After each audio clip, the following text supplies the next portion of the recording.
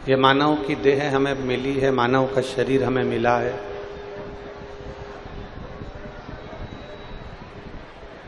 और मनुष्य का शरीर यदि हमें प्राप्त हुआ है और उस मानव के शरीर में प्रभु कृपा से, भगवान की कृपा से यदि हमारे नेत्र परखैया हो जाएं, भगवान को हम परख लें, भगवान शंकर की उस कृपा को हम जान जाएं, भगवान देवादिदेव महादेव की करुणा को हम पहचान जाएं, तो ये समझना कि आप साधारण नहीं हैं, भगवान शंकर के ही कृपा पात्र हैं, जो देवादिदेव महादेव ने आपको अपना दर्शन दिया, दर्शन प्रदान किया। बोल बम का नारा है, सारी समस्या का हल। यदि हम मनुष्य की देह पाने के बाद में अगर भगवान को पहचान रहे हैं,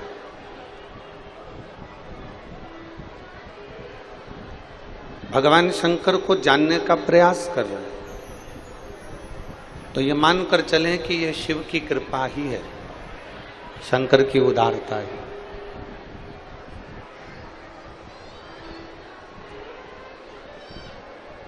देखिए,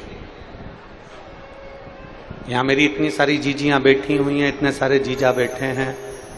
आस्था चैनल पर भी कई माताएं कथा सुन रही हैं, भाई लोग कथा सुन रहे हैं, जीजा लोग कथा सुन रहे हैं, बेटी बेटा मेरी माताएं कथा को श्रवण कर रही हैं। आप सबके घर में, और केवल आपके ही घर में नहीं, हमारे भी घर, किसी के यहां पर छोटी रोटी बनती है, किसी के यहां पर बड़ी रोटी बनती है। कोई छोटी बना रहा है, कोई बड़ी बना रहा है।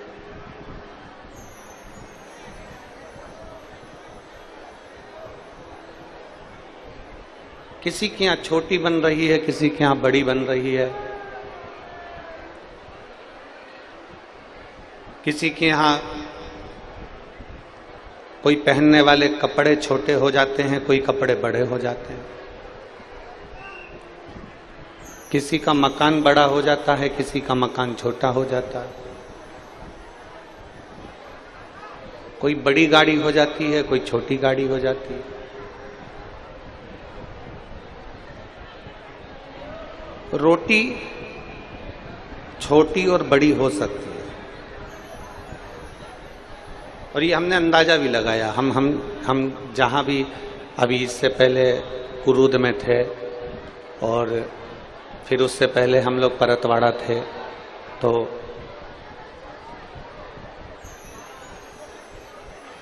एलईडी चालू करिए, एलईडी वाले साइडों की एलईडियाँ चालू करवाइए।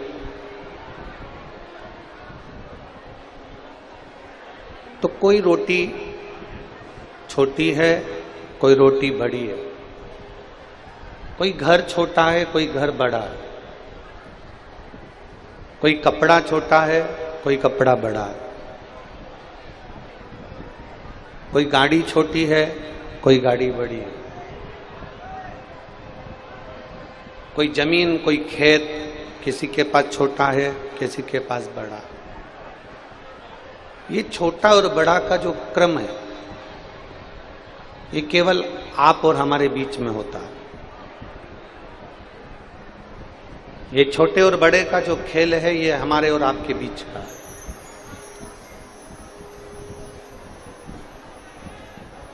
कपड़ा छोटा बड़ा हो सकता है, रोटी छोटी बड़ी हो सकती है, मकान छोटा बड़ा हो सकता है, गाड़ी छोटी बड़ी हो सकती है, पर शिव महापुराण की कथा कहती है कि मेरे देवादिदेव महादेव की करुणा कभी छोटी नहीं होती, जैसी है वो वैसी ही रहती।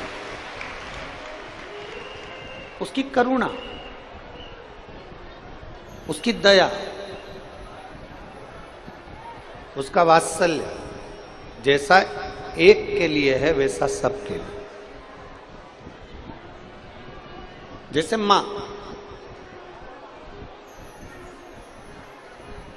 जैसे घर की जो माँ होती है ना, उसके अगर 4 बेटे हैं, उसके 5 बेटे हैं, तो घर की माँ बराबर का दूध पिलाती है। माँ अपने बेटे में कभी भेद नहीं करा कि मैं बड़े वाले को ज्यादा दूध पिलाऊंगी, छोटे को नहीं पिलाऊंगी, छोटे को पिलाऊंगी तो मंझले को नहीं पिलाऊंगी, मंझले को पिलाऊंगी तो संजले को नहीं पिलाऊंगी ना। शिव महापुराण की कथा कहती है, माँ अपने बच्चों को बराबर का दूध पिलाती है, माँ अपने बच्चों को बराबर का स्तनपान कराती है, माँ अपने बच्चों को बराबर की परवरिश करती है। बस ये बच्चे पर आधारित है। एक मां के 4 बेटे।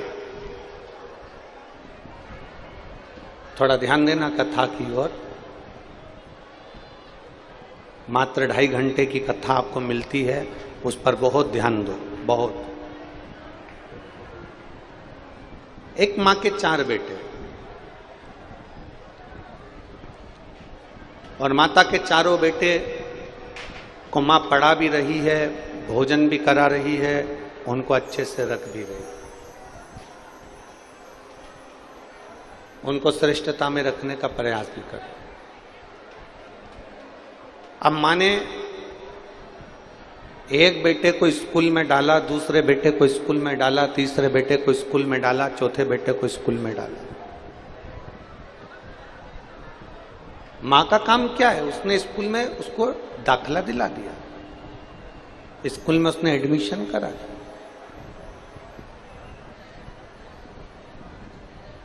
अब मां 24 घंटे तो स्कूल में नहीं बैठी रहेगी।